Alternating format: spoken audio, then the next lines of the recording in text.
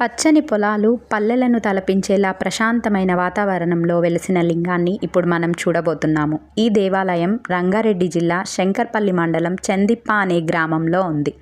ఇది హైదరాబాద్లోని పటాన్చెరుకి అతి సమీపంలో ఉంటుంది. ఇది 11వ శతాబ్దానికి చెందిన మరకత శివలింగం. భూమిపై ఉన్న ఒకే ఒక్క బ్రహ్మసూత్రం కలిగిన శివలింగం అని నమ్మకం.